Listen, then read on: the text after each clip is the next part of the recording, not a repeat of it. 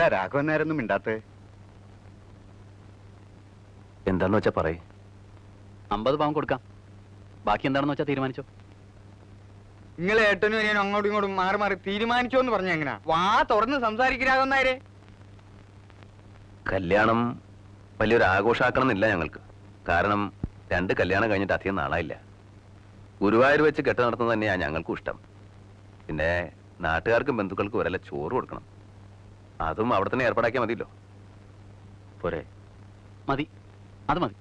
അപ്പൊ എന്നാ പിന്നെ അങ്ങനെ നിശ്ചയിക്ക. എന്താ? അത് മതി. അപ്പൊ ഇനി എന്തപ്പോ ഉള്ളത്? സ്വർണത്തിന്റെ ആയി, മുഹൂർത്തായി, സദ്യയായി, ഇനി പോക്ക് വരവ്. അതെങ്ങനെയാ?